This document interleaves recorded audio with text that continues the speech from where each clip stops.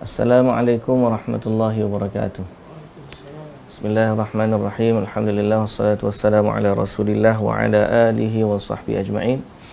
Rabbi syrah li sadri wa yassir li amri wahlul 'uqdatan min lisani yafqahu qawli, amma ba'du.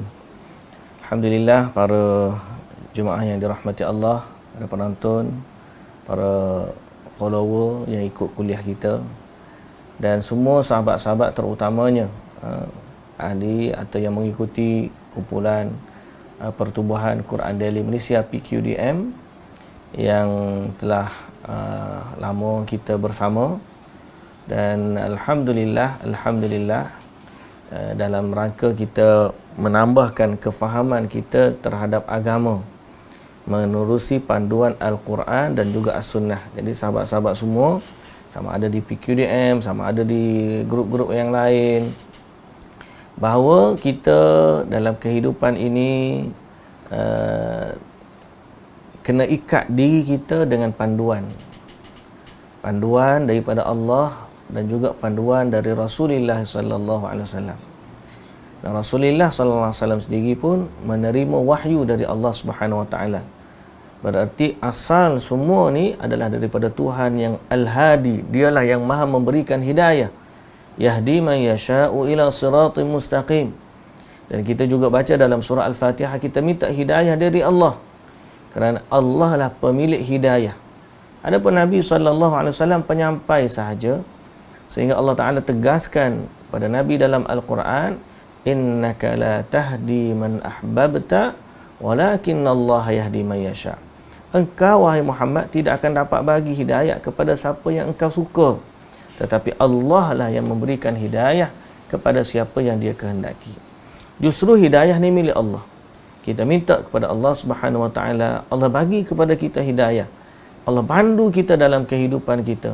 Dan hidayah yang Allah Taala telah turunkan kepada kita masih lagi tersimpan, terjaga, termaktub, boleh dibaca, boleh difahami, itulah Al-Quranul Karim.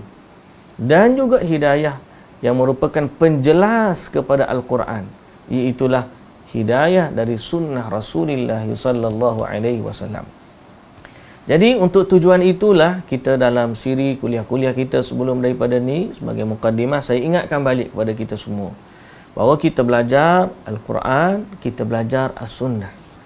Kita belajar ayat-ayat Quran, kita tadabbur maknanya, kita belajar pula sunnah Nabi sallallahu alaihi wasallam untuk kita mengamalkan apa yang baginda Nabi sallallahu alaihi wasallam ajarkan kepada kita. Jadi muslimin dan muslimat yang dirahmati Allah, kerana itu dalam seluruh kehidupan kita, kita mesti ikhtiar agar menepati petunjuk ini. Dan nak ikhtiar tu kita tak akan dapat buat sehinggalah kita tahu ilmu yang benar yang diajarkan oleh Nabi sallallahu alaihi wasallam. Dan kita tak boleh memandai-mandai pula dalam masalah tu. Kerana Nabi ni sumber kepada syariat kita. Wahyu datang melalui Nabi. Jadi kita mesti kembali kepada baginda dan tidak memandai-mandai dalam urusan agama, sebab kita tidak menerima wahyu. Bahkan siapa yang berdusta atas nama Nabi, benda Nabi tak kata, dia kata Nabi kata, maka dia telah menjejaskan wahyu, dan ini adalah dosa yang sangat besar. Kata Nabi sallallahu alaihi wasallam, man kadzaba alayya muta'ammidan falyatabawwa maq'adahu minan nar. Jadi insya-Allah pada pagi ini memulakan kita untuk baca kembali sunnah Rasulullah dalam sehari-hari. Kita dahulukan dengan berlindung dari Allah, berlindung dengan Allah daripada gangguan syaitan. Dan kita mulakan dengan baca bismillah, a'udzubillahi minasyaitonirrajim. Semoga Allah lindungi kita daripada gangguan syaitan. Dan kita juga dengan nama Allah yang Maha Pengasih lagi Maha Penyayang, kita nak sambung buku ini pada pagi ini. Bab apa ni? Bab memperbanyakkan atau sunnah dalam duduk di antara dua sujud. Kalau sebelum daripada ni kita baca sunnah dalam sujud, mungkin kita nak recall baliklah sebagai satu peringatan kepada kita. Nak cepatkan sikit.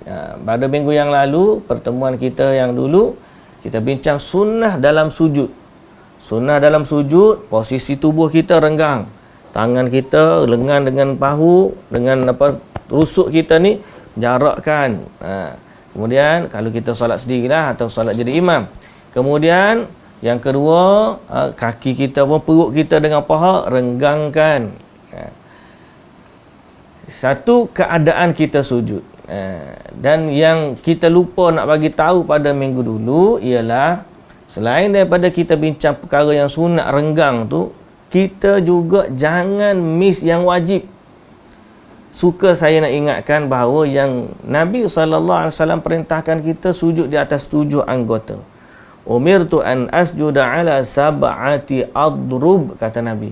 Aku diperintahkan untuk sujud. Maknanya siapa yang suruh Nabi sujud? Allah.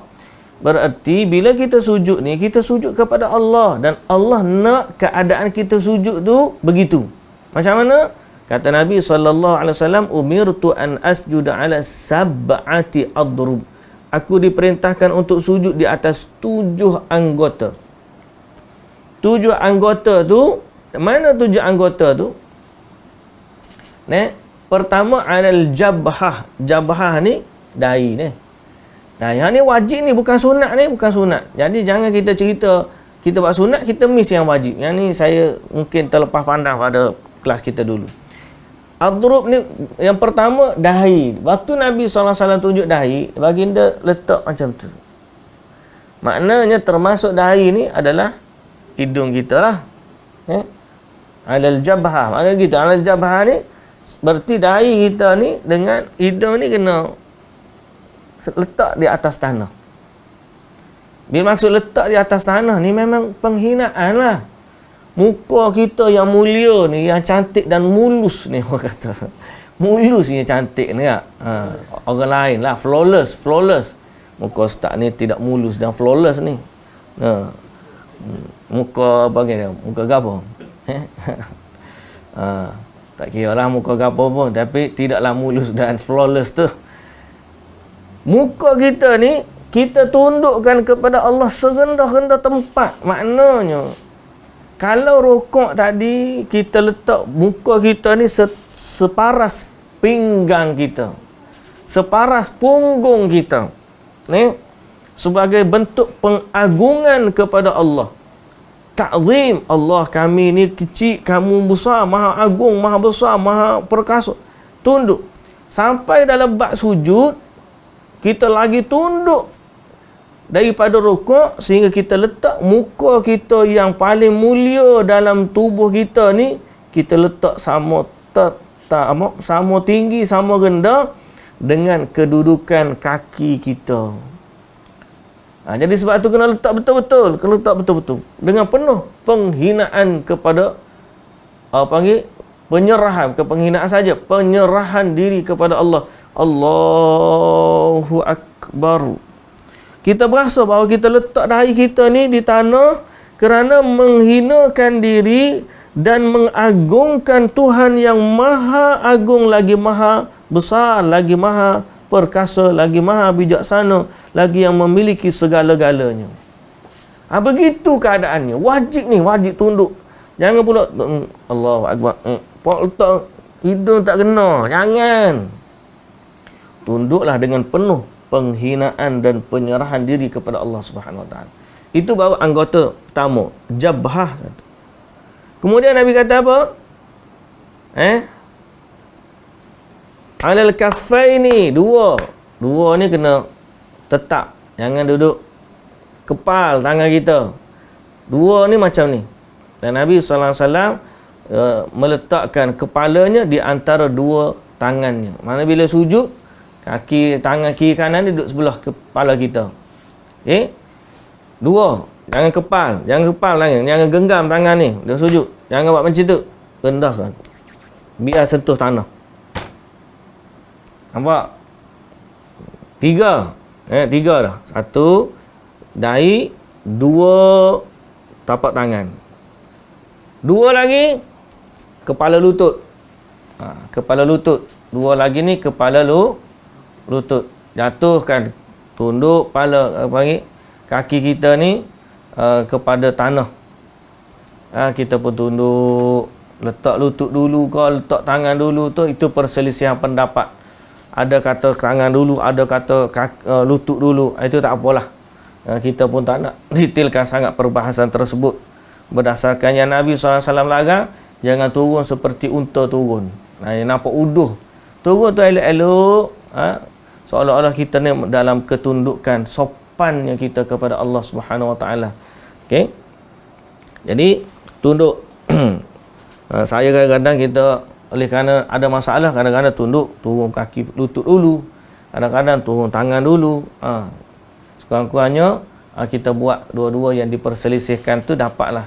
Kalau betul tu alhamdulillah, kalau betul ni pun alhamdulillah. Dua pada lutut kita. Yang ketiga tinggal dua lagi. Dua lagi. Satu dahi, dua tangan, dua lutut dan dua lagi. Ni kritikal. Wa atrafil qadamaini, dua hujung jari kaki. Hujung jari kaki tu kena tekan sikit, tekan. Jangan boleh letak berapa satu hujung. Tak nak. Tekan, pasal itu adalah tanda ke panggil penyerahan diri kita sepenuhnya kepada Allah yang Maha Agung. Bila kita sujud, Allahu Akbar, tunduk. Jadi ini benda yang wajib, jangan sampai tak sentuh. Terutamanya kaki dalam sujud, ujung kaki tu dicongek atas. Kadang-kadang setengah tu sujud pertama okey. Bila sujud yang kedua, kaki kan dia dah duduk macam tu. Di sujud yang kedua tu, dia tak tegakkan balik kaki dia. Yang tu pun kena hati-hati juga. Gantung. Dia gantung. Congek tu gantung maknanya. Gantung, tak sentuh tanah. Gantung. Ada sebelah tu, dia letak kaki kiri dia atas kaki kanan. Sebelah ya. Ini pelik-pelik je tuan-tuan. Janganlah kita buat macam tu. Okey? Lepas tu, tu wajib. Barulah kita kata disunatkan orang yang sujud untuk menghadapkan jari-jari kakinya ke arah kiblat. Berarti bila tekan kaki tu, tekan sikit sehingga kaki tu jadi berlipat dan menghadap kiblat. Kalau tuan-tuan pacak macam tu je, pacak. Nak ngadap kiblat macam mana? Tapi bila tekan, dia akan berlipat ke depan dan seolah-olah jari-jari tu menghadap ke arah kiblat. Nampak? Yang ketiga, apa dia sunat dia? Okey.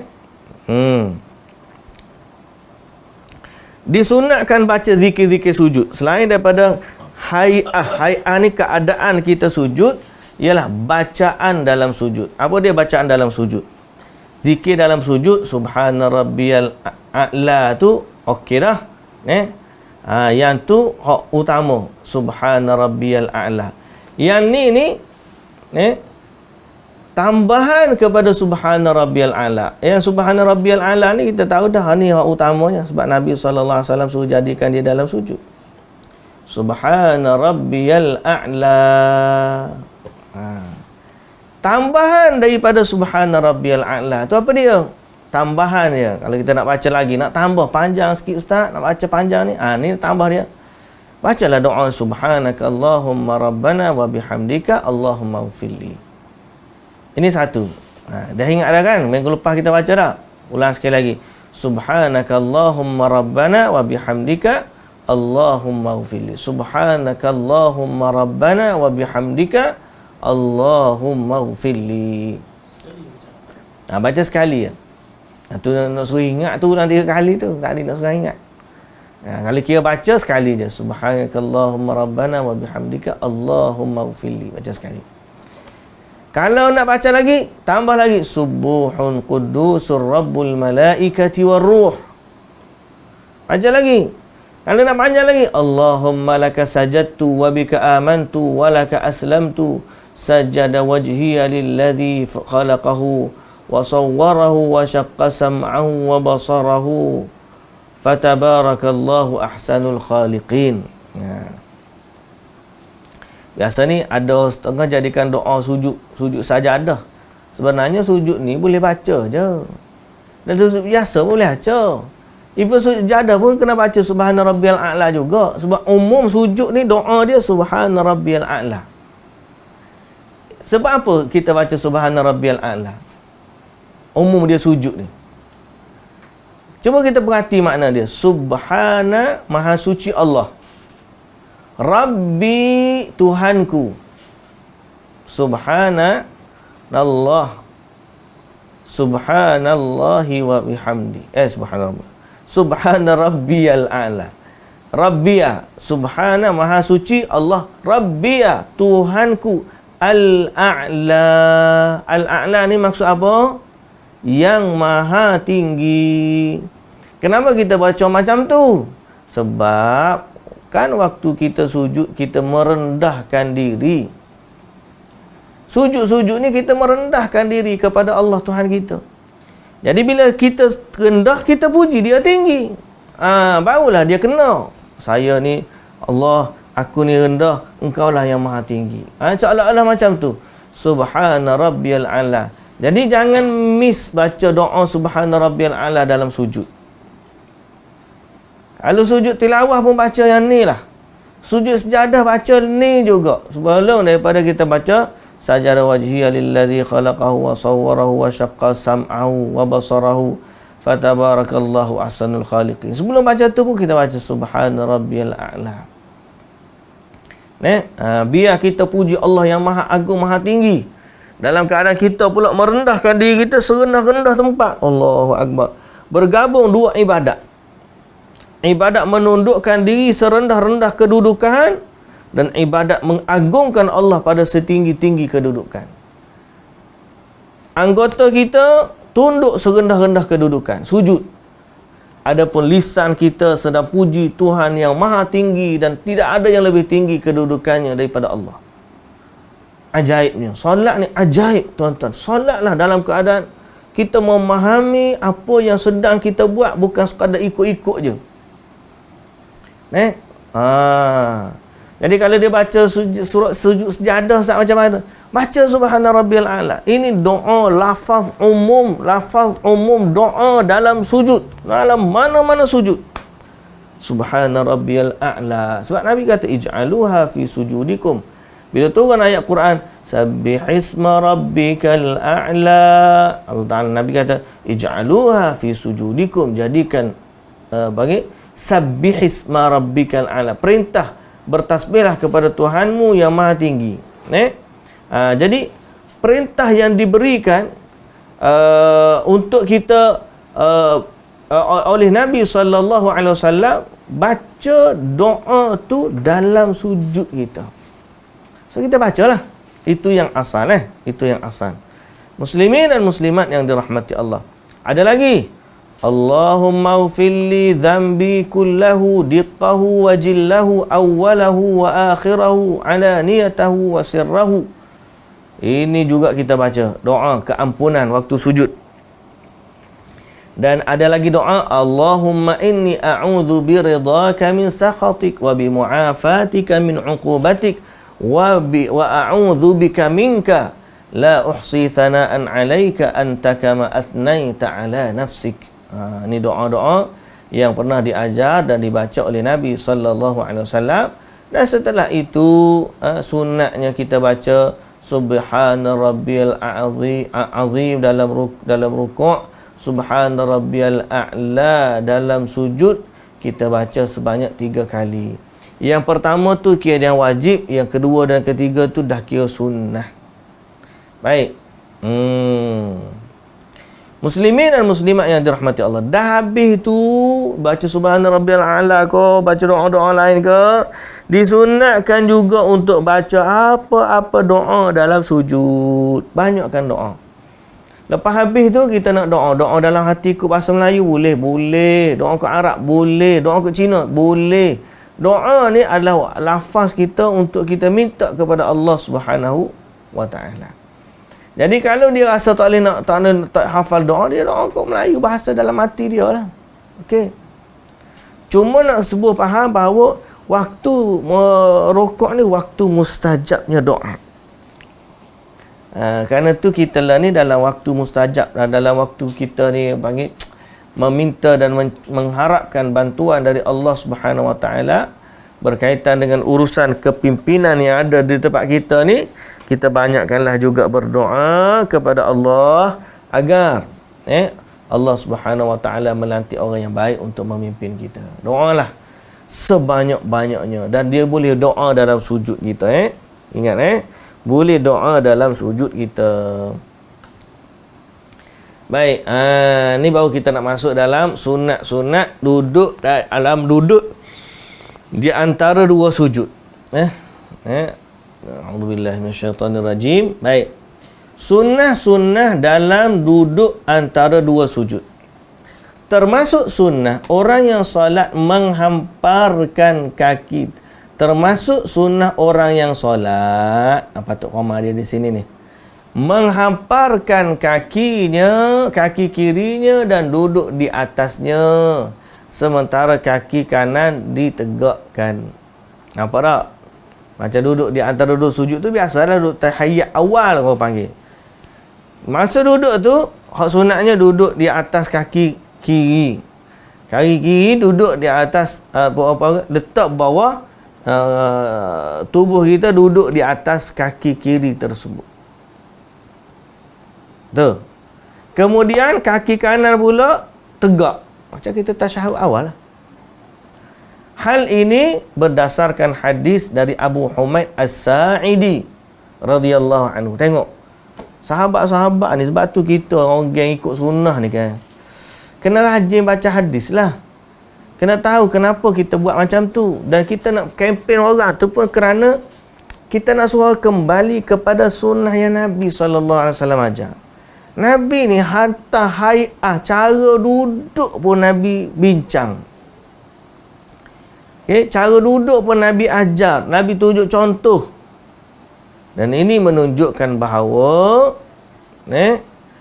kita apa jua amalan kita mesti ada panduan wahyu. Panduan inilah yang mendekatkan kita kepada Allah dan menjauhkan kita daripada azab Allah Subhanahu Wa Taala. Panduan tu cari. Jadi antara panduan dulu duduk ni dalam sujud, duduk dalam posisi tasyahud awal. Panggil apa? Iftirash. Baik. Google. Nak tunjuk iftirash. Okey, kita tunjuk gambar. Internet. Baik. Tak link. Tak link. Close page. Tak jadi. Ada ni. Duduk iftirash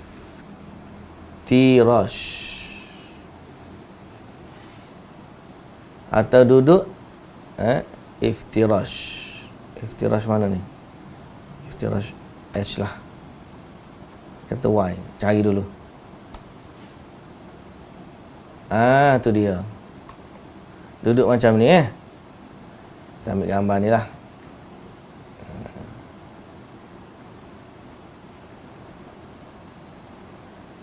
Macam ni posisi dia. Ni dia panggil iftirash.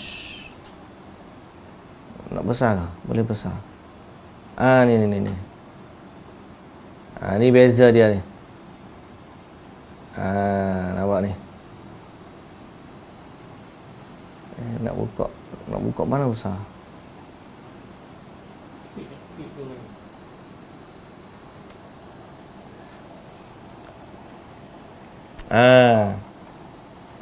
The Tazkirah Iman dia panggil. Duduk iftirash, kaki kiri di bawah punggung. Ni.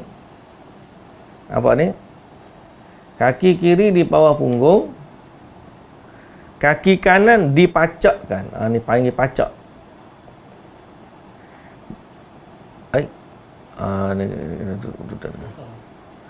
Kemudian dilakukan ketika duduk di antara dua sujud dan ketika membaca tahiyyat awal.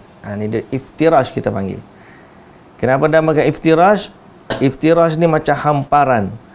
Kita duduk, kaki kita ni menghampar, jadi hamparan kepada papan punggung kita. Dia panggil iftirash ni, kita letak kaki di bawah, kita duduk atas kaki. Iftirash. Dia panggil farash ni, mana kita lapik. tawarruk pula. Tawarruk ni kita tidak lapik lah. Kaki kita ni sengit keluar ke sini kaki. Tak jadi lapik. Tak jadi lapik. Ni kaki kanan tetap saja dipacakkan, cuma kaki ni dah keluar terjulur sini. Dipanggil tawarruk. Biasanya tasyahud akhir lah kita buat.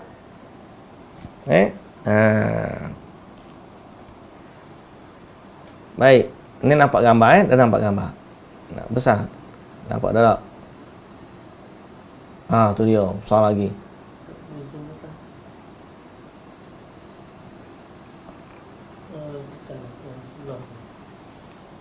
Ni.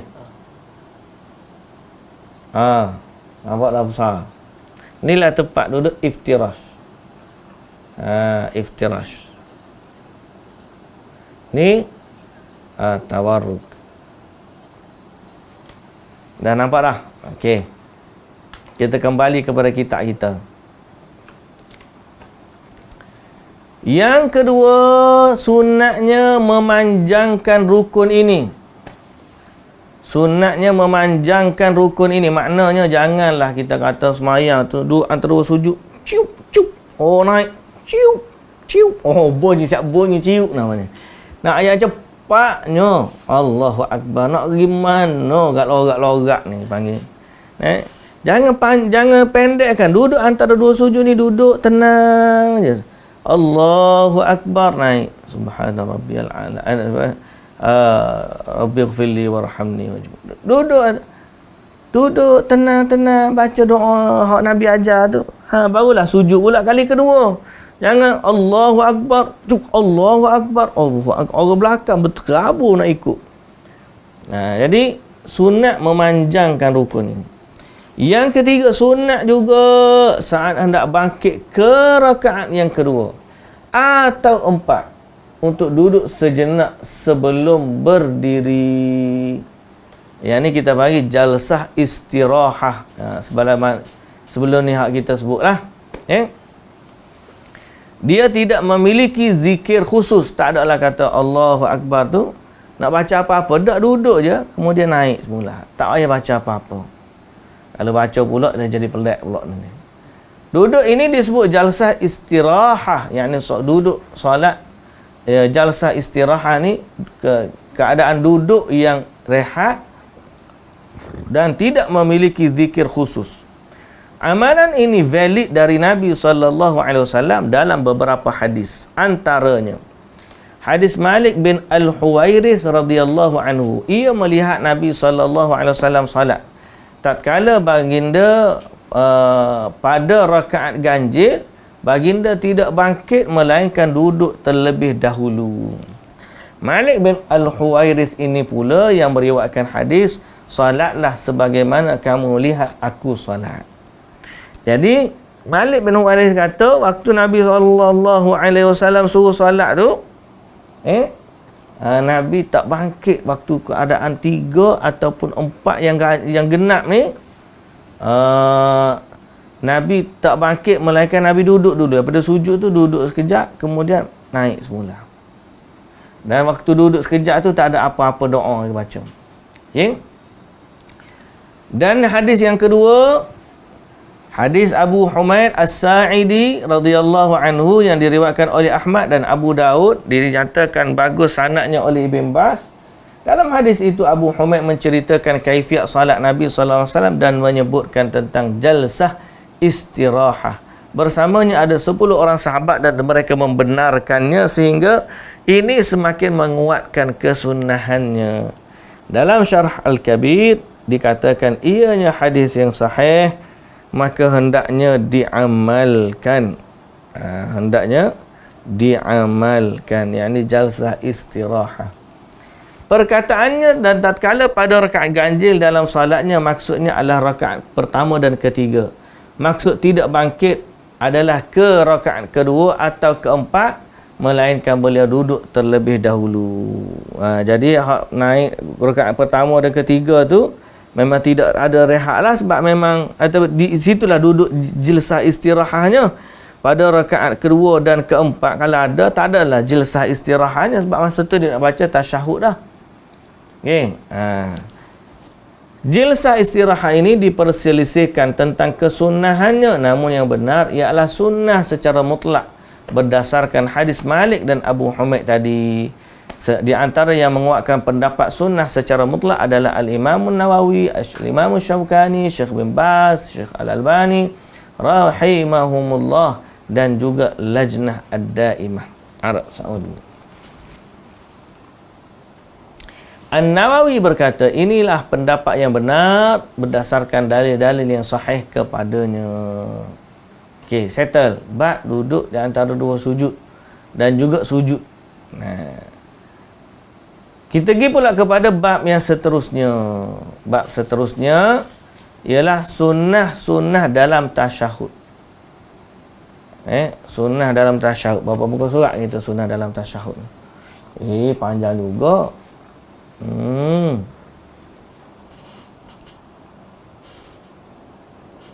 Baik, kita baca sikit lagi lah.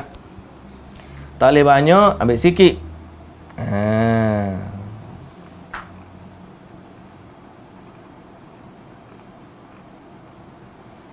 Baik, disunnahkan bagi orang yang tasyahud menghamparkan, nanti kita sebut tadi. Okey. Sunnahkan yang kedua pula memvariasikan tata cara meletakkan kedua tangan dalam tasyahud. Jadi kita kan nama tasyahud, tangan kita ni duduk atas paha tak? Dia kata memvariasikan. Pertama buat macam mana? Pertama, kedua duduk di atas kedua paha. Cara yang kedua, meletakkan keduanya atas pada kedua lutut. Pegang lutut. So duduk atas paha. So pegang lutut. Iaitu meletakkan tangan kiri di atas lutut kiri, adapun tangan kanan maka dia berisyarat sebagaimana yang akan datang. Jadi tangan kiri duduk atas paha dia, kemudian tangan kanan ni nanti akan sebut lepas daripada ni. Okey. Kedua-dua, letak tangan kiri ataupun tangan kanan ni ada isyarat yang tunjuk lepas ni. Maka tangan kiri selalu berada dalam keadaan terbuka, dapat diletakkan atas paha, dapat juga diletak lutut. Jadi tangan buka, jangan genggam. Hal ini berdasarkan hadis Ibnu Umar radhiyallahu anhu atau radhiyallahu anhuma. Nabi sallallahu alaihi wasallam bersabda, jika engkau duduk dalam solat, maka dan beliau meletakkan tangan kanannya di atas paha yang kanan, menggenggamkan seluruh jarinya dan berisyarat dengan telunjuknya. Beliau meletakkan tangan kirinya di atas paha kirinya. Dalam satu riwayat beliau memegang lututnya dengan tangan kirinya. Jadi isyarat ni macam mana? Isyarat ni letak jari satu. Tangan semua kena duduk atas paha, bukan tinggal dalam poket, bawa satu je tak. Keluarkan semua, kemudian jari keluar satu untuk tunjuk. Tunjuk ke siapa tu? Bukan nak tunjuk siapa-siapa di bawah ni. Itu isyarat adalah isyarat tauhid, bahawa kita buat semua ni kerana Allah Subhanahu Wa Taala. Baik.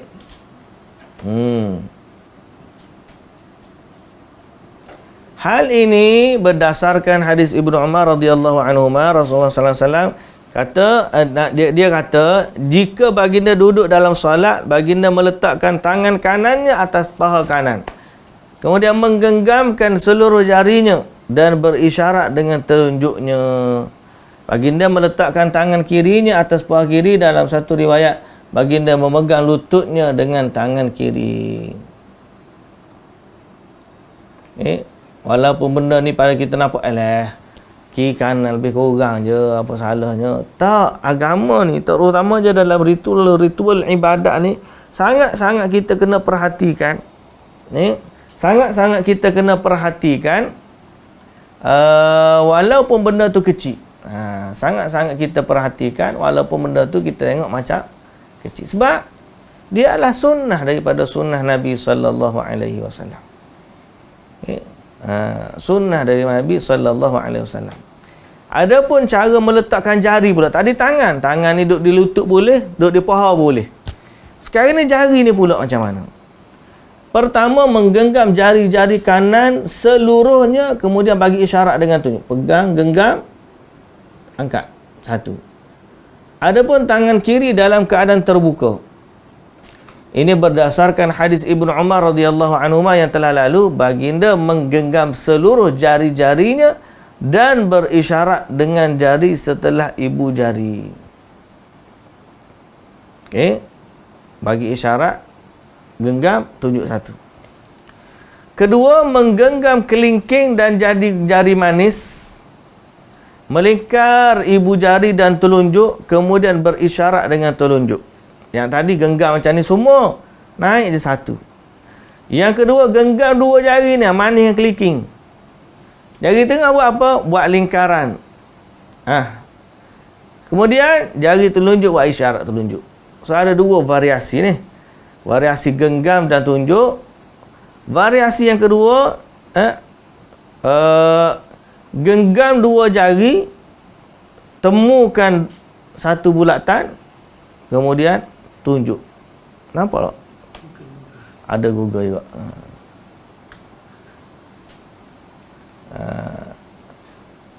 Hari ni hari Google hari ni.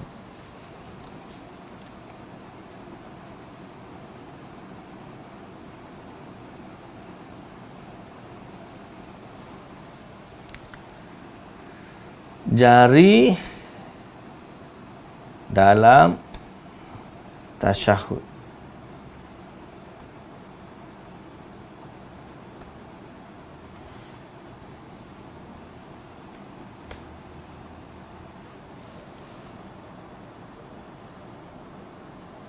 Mana tak keluar ni?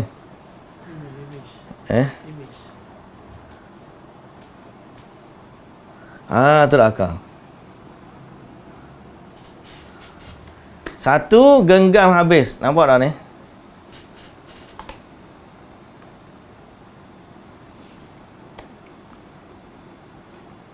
Banyak cara dia ya. Hilang ke gambar? Dah. Tak ada, dia dalam PDF. Zoom.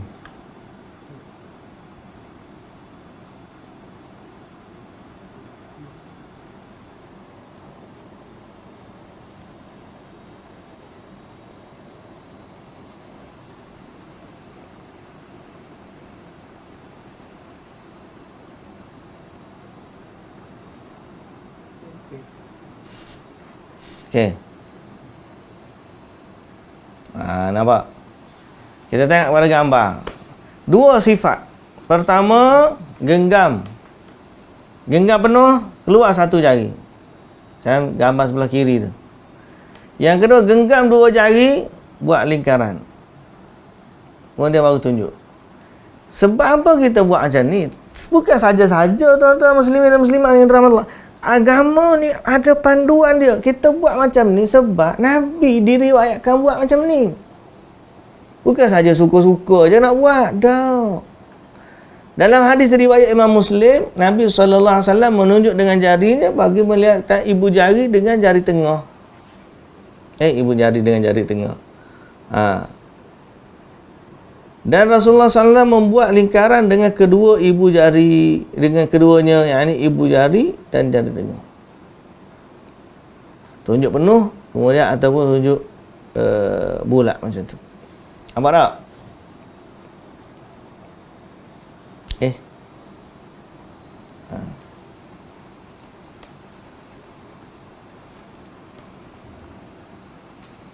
Ini berdasarkan kedua menggenggamkan kelingking dan jari manis, melingkar ibu jari dan telunjuk, kemudian berisyarat dengan telunjuk. Adapun jari-jari kiri dalam keadaan terbuka.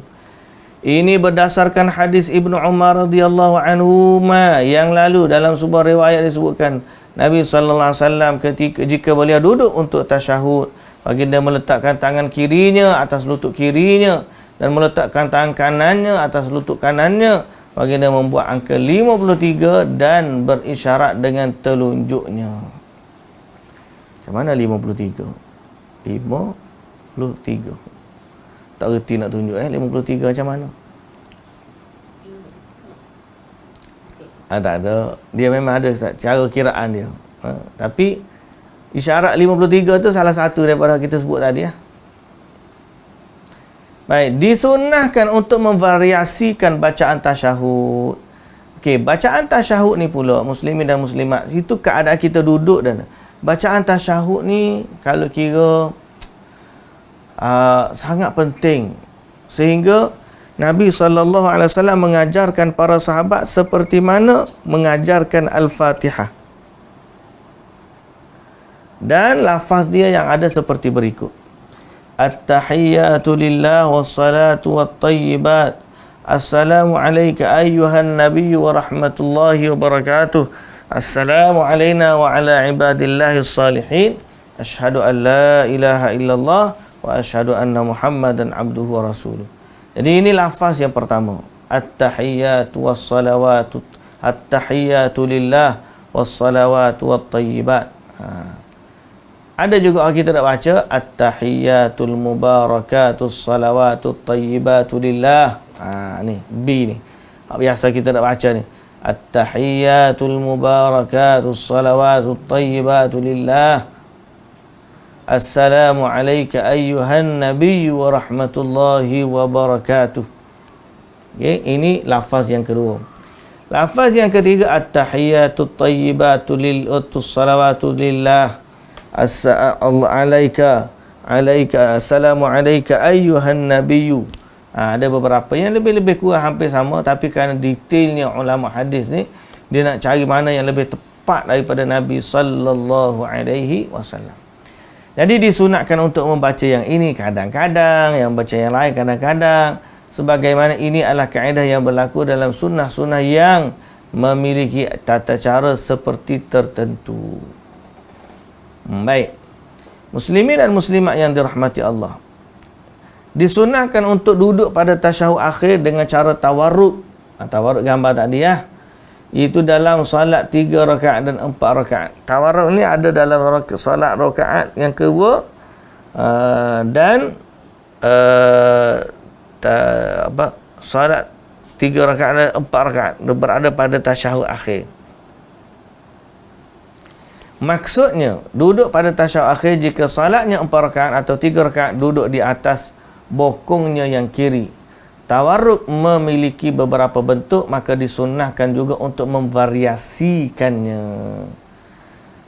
Jadi waktu duduk tasyahud akhir ni, jika salat 4 atau 3, duduklah di atas punggung dia ni lah. Yang kiri duduk nyengek macam tu. Dan dia ada beberapa siri bentuk dia. Sunnah dia macam mana? Pertama, menghamparkan kaki dan mengeluarkannya ke sisi kanan. Keluar. Menegakkan kaki kanan dan menjadikan tanah sebagai tempat duduknya. Tata cara ini diriwayatkan oleh Al-Imamul Bukhari. Boleh Yang kedua, menghamparkan kedua kaki dan meletakkannya di sisi kanan, menjadikan tanah sebagai tempat duduknya. Ni macam duduk budak-budak duduk antara kaki, dua kaki ke belakang. Lepas tu dia duduk atas tanah. Jadi macam lutut dia macam katak gitu sikit lah. Tapi tak adalah kata dia menghamparkan dua kaki tu bukan macam katak gitu dah. Dia apa? Ni kalau ni menjadikan tanah sebagai tempat duduk. Bukan gitu. Ni dia panggil bukan tawarruk ni. Tawarruk juga, tawarruk dalam bentuk kedua. Dan hendaknya diketahui bahawa yang benar tawarruk tidak pada semua tasyahud akhir. Ia hanya pada tasyahud akhir dalam 3 salat, dalam salat 3 rakaat dan 4 rakaat sahaja, tidak dalam salat 2 rakaat. Jadi kalau kita salat 2 rakaat, kita tasyahud akhir tu, kita untuk bagi salam tu duduk macam duduk tasyahud awal dan kita bagi salam. Salat macam salat subuh. Salat subuh, salat sunat, dia kata di sini dia ambil pandangan solat bukan kerana sebab tasyahud akhir kena baca duduk tu. Tak.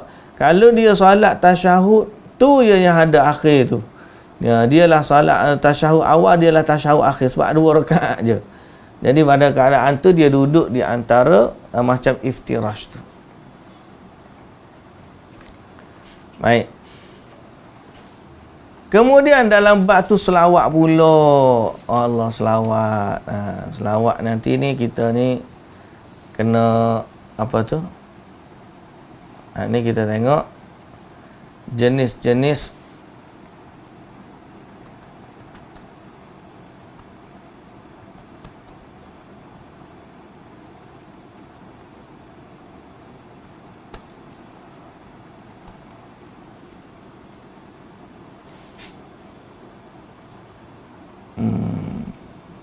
dia ada iftirash dengan tawarruk. Dia tak je sebut tawarruk yang dimaksudkan. Tak ada ni, tak ada. Baik.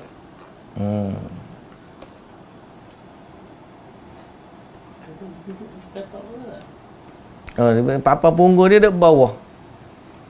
Sama ada duduk kaki tu nak lipat gitu ke, ataupun nak duduk lipat ke dalam sikit ke. Yang penting papan punggung dia di tanah. Jangan kaki hok payah nak buat macam kaki ke luar tu.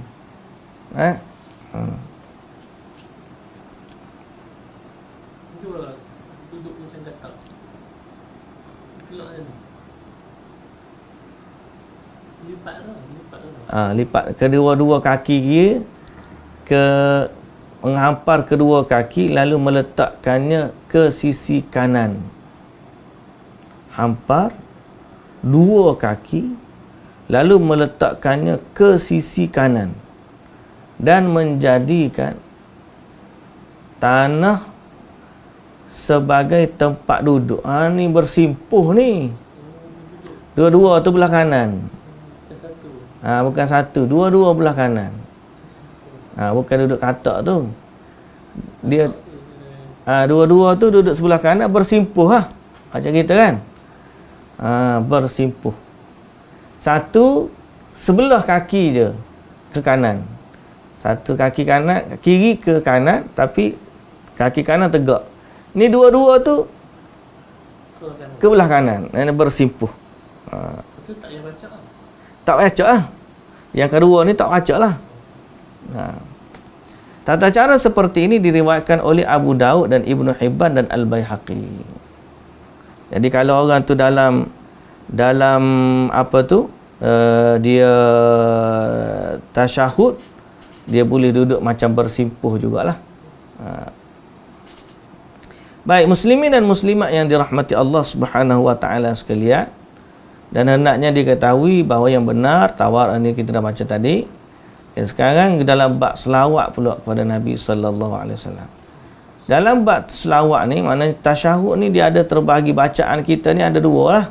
Satu bacaan tasyahud tadi, at-tahiyatul mubarakatus salawatut tayyibatu lillah, assalamu alayka ayuhan nabiyyu rahmatullahi wabarakatuh, assalamu alayna wa ala ibadillah salihin, asyhadu an la ilaha illallah, asyhadu muhammadan abduhu rasuluh, asyhadu anna muhammadar rasulullah, Allahumma salli ala Muhammad. Tu dia panggil selawat pula. Start pada tu selawat. Selawat ni nak selawat macam mana? Beberapa lafaz selawat yang ada ni, dan beberapa lagi perkara doa dalam tasyahud ni, insya-Allah kita panjang ni, kita berhenti setakat ni dululah. Kita sambung dalam bab ni, kita tanda bahawa nanti kita akan bincang dalam bab selawat. Dalam bab selawat tu kita berhenti sini. Hari ni bersamaan dengan 8 hari bulan 8 2023. Terlupa nak tulis PQDM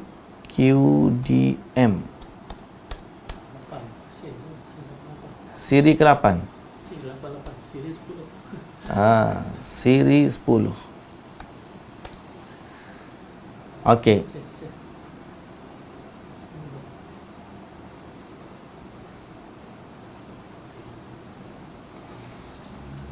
Okey, baik. Muslimin dan muslimat yang dirahmati Allah Subhanahu wa taala sekalian, kita berhenti tangguh dululah setakat tu, insya-Allah Semoga Allah menjadikan kita beramal dengan sunnah Nabi sallallahu alaihi wasallam.